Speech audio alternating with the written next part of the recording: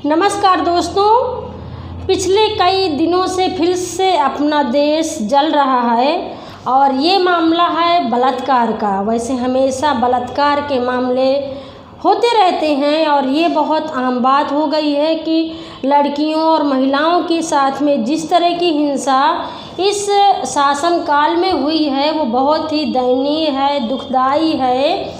और मैं कौन से शब्द को यूज करूं, मेरे भी कई बार समझ में नहीं आता है।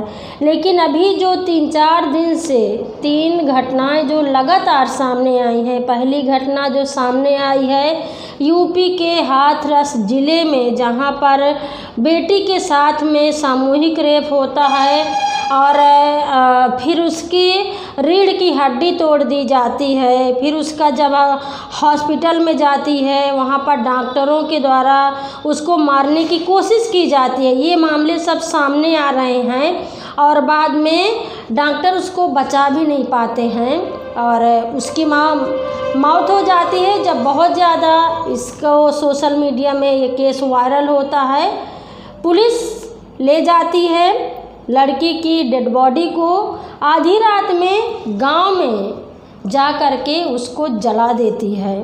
वहां पर किसी को सूचना नहीं दी जाती है और सवाल उठाने पर हाथरस की पुलिस बोलती है कि परिवार के साथ में रीत रिवाज के अनुसार दाह संस्कार कराया गया। अब जो लोग मुझे सुन रहे हैं, आप लोग जो अपने आप को महान हिंदू बताते हैं, आप हिंदू का झंडा लहराते हैं, आप इसका जवाब हाथरस पुलिस को दीजिए। योगी सरकार जो बहुत बड़े महंत हैं, धर्मगुरु हैं हिंदुओं की, वो इसका खंडन कर सकते हैं कि क्या रात में दाह संस्कार होना चाहिए या नहीं। ये सीधे तौर पे बहुत सारे सबूतों को मिटाने की कोशिश की गई। या कौन सी ऐसी चीज़ हाथरस की लड़की के डेड बॉडी में रही है कि वो परिवार को नहीं दिखाना चाहते थे, वो गांव वालों के सामने सौंपना नहीं चाहते थे, डेड बॉडी को दिन में उसका दाह संस्कार नहीं करना चाहते। तो पुलिस और यूपी की सरकार अपने आप में फंसती हुई नज़र आ रही है। इसके अलावा फिर उसी रात में दूसरी घटना सामने आती है कि बलरामपुर में एक 22 साल की छात्रा को, जो अपने स्कूल में गई थी अपना कुछ कागजी काम कराने के लिए, उसके साथ में भी 2 लोग मिलकर के रेप करते हैं। और जब हॉस्पिटल ले जाते हैं डॉक्टर उसको इलाज करने से मना भी कर देता है और फिर उसकी मौत हो जाती है। तीसरी घटना आजमगढ़ में एक 8 साल के बच्ची के साथ में रेप की सामने आती है। दोस्तों, ये घटनाएं दिल को दहला देने वाली हैं। पहली घटना जब हुई थी हाथरस वाली, वहाँ पर जो बहुत जाने माने लोग हैं, जो अपने आप को निष्पक्ष पत्रकार बताते हैं और लिखते हैं। मैं कुछ लोगों का मेरे यहाँ बांदा के भी कुछ लोग हैं, बुंदेलखंड के लोग हैं, जिन्होंने सोशल मीडिया पर पोस्ट किया कि जाति को सामने मत लाइए। जब इतनी ज़्यादा जातिगत मामले की पोस्ट होने लगी, चूँकि हाथरस की जो लड़की है वो दलित जाति की है और जो आरोप है वो कहते हैं कि उच्च मानी जाने वाली जाति के लोग हैं, तो अब ऐसी पोस्ट आ रही है कि आप इस मामला को जाति में क्यों बदल रहे हैं। जाति के नाम से मत पोस्ट करिए। जो औरत है वो किसी भी जात की हो, आप न्याय की लड़ाई लड़िए। मैं कहती हूँ कि इस तरह की पोस्ट काहे आ रही है भैया हारो। जाति का मामला कहे नहीं है। 2 लड़कियों के साथ में, जो दलित लड़कियां हैं उनके साथ में रेप होता है और दोनों जान से मार दी जाती हैं। एक का तो नामो निशान मिटा दी जाता है। अभी अम्मा आप लोगन का तकलीफ का है कि जाति का नाम ना आवा, घिनावत हुई कि उच्च मानी जाने वाली जाति का नाम आ रहा है। लोग थू थू कर रहे हैं। मड़ई उन्हें दरिंदा बोला थी, मड़ई फांसी के सज़ा के मांग कर थी। और तो और भैया अब का पोस्ट आ रही है, जो लोग बात कर थी कि उनका फांसी के सज़ा होगा चाहिए, अब उनके पक्ष में एक भीड़ इकट्ठा हो गई है। अब सोशल मीडिया में पोस्ट करती है कि आरोपिन के बचाव में इतना के पोस्ट आवत ही कि फांसी के सज़ा के बाद तो दूर कौनो उन्हें छुई तक नहीं सकता है। आप देखो अरे भैया अरे जौन तना कहते हो कि लड़की के बात है, वहीं तना जौन आप उन अपराधिन के पक्ष में पोस्ट रहे हो, का हो रहा है जय भवानी या जय भवानी यहाँ पे लिख रहे हो, तो यह बताओ यह जय भवानी का हुआ रात में जब दाह संस्कार कर दी जाता है तो वह नियम कहाँ चला गा? या जय भवानी कुआ है, या लड़की आए कि न हो, या भवानी कुआ है, यही का दुर्गा मानते हो, यही का काली मानते हो। कितनी नौटंकी है यारो। समाज, सरकार, योगी मोदी ज़रूर कह रहे होगी कि मैं कह रही हूँ, लेकिन इस समय ना बहुत गुस्सा आती है। हम ही लड़कियों का पूजा करते हो, थाली सजाते हो, जवारा बोते हो, बलात्कार करते हो, और जब मर्दों की बारी आती है तब जा कर के उनको बचाने के लिए फिर जय भवानी भी बोलते हो। क्या बोले, धिक्कार है आप लोगों की सोच पर। मैं ये भी एक बात बता देना चाहती हूँ कि सोशल मीडिया में हाथरस केस की चर्चा नहीं है, इतनी ज़्यादा पोस्टें नहीं आ रही हैं, गिनी चुनी आई हैं कुछ लोगों की। मैंने जब हाथरस केस की पोस्ट करी, उसमें मैंने देखा कि 2 दिन के बाद में सिर्फ 1 कमेंट आया है, ओनली 1 कमेंट आया है।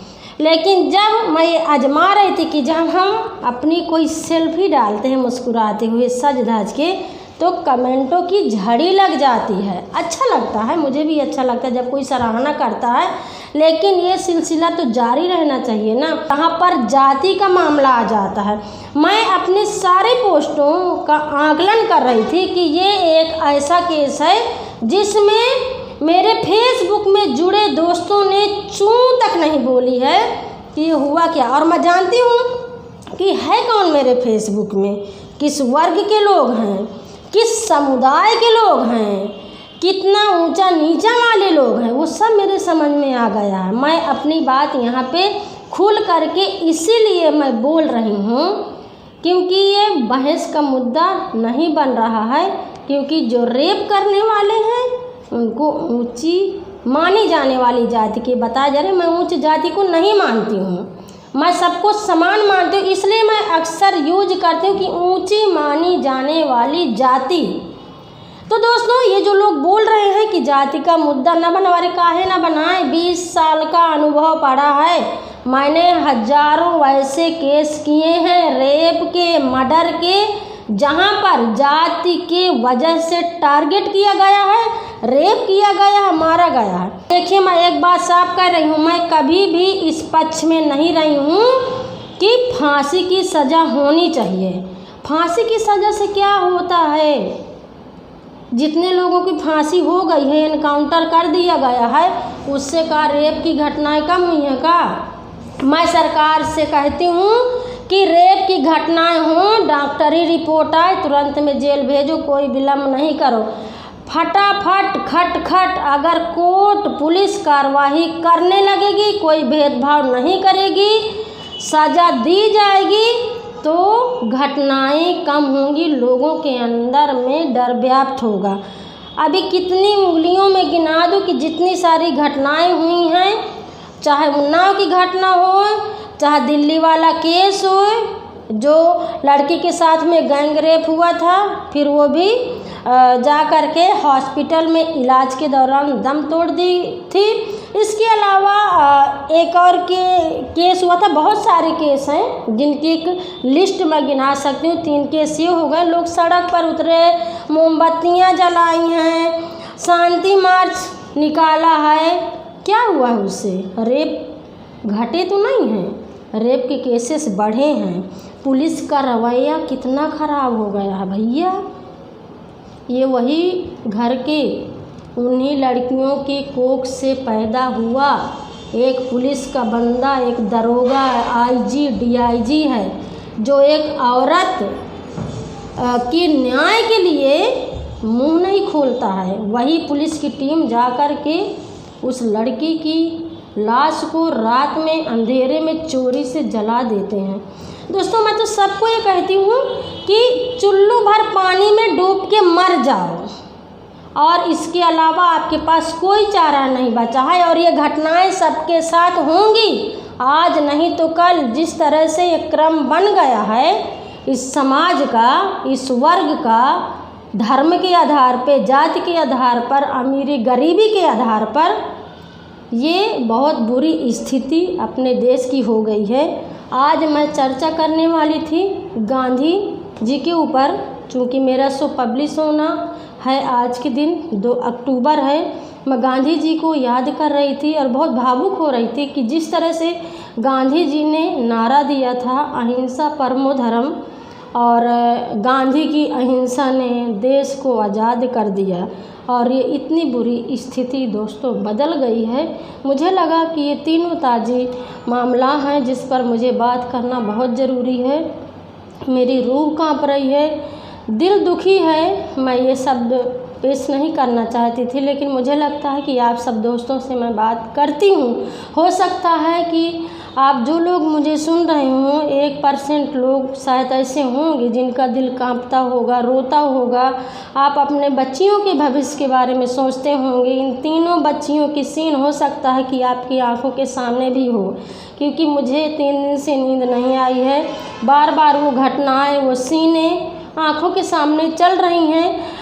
बहुत क्रोध भी है, मन में रोना भी आता है, गुस्सा भी आता है, चिंताएं भी हैं अपने बच्चों के प्रति, अपने पड़ोसी के बच्चों के प्रति, लड़कियों के प्रति, अपने गांव, घर, इलाके, सब के बारे में चिंता करना आपका और मेरा कर्तव्य बनना है। बस एक ही लास्ट में अपील करती हूँ कि सरकार इसमें कोई कार्रवाई करने के लायक मेरे समझ में नहीं आ रही है। आप और हमको सबको मिल करके सड़क में उतरना होगा और ऐसे केसों में सरकार के ऊपर दबाव बनाना होगा कि वो इनको ख़त्म करने के लिए कुछ न कुछ उपाय ज़रूर से सोचे। तो दोस्तों, मैंने अपने शो के माध्यम से रेप और मर्डर की घटना पर अपने विचार रखे। मैंने सवाल किया आपसे, अपने से, सरकार से, समाज से, और मैंने सवाल किया, टिप्पणी किया, लेकिन अब आपकी बारी है। और इस शो के माध्यम से इस चर्चा को करना, सवाल उठाना इसलिए भी ज़रूरी था कि मैं आप लोगों को, समाज को जगाना चाहती हूँ। मैं चाहती हूँ कि आप सब न्याय की बात करें। जिस तरह की क्रूर घटनाएं हो रही हैं, दिल दुख रहा, दर्द हो रहा है। आप जागिए, सड़क पर उतरिए, कार्रवाई की मांग करिए। तो दोस्तों, बस बहुत कुछ है। अब आगे मैं क्या बोलूं, वही चीज़ें मैं क्या दोहराऊं। अब आपकी बारी है, आप क्या करना चाहते हैं आप कमेंट के माध्यम से मुझे बता सकते हैं। अभी के लिए इतना ही, इस बार के लिए दीजिए इजाज़त। नमस्कार। खबर लहरिया, आपकी खबर, आपकी भाषा।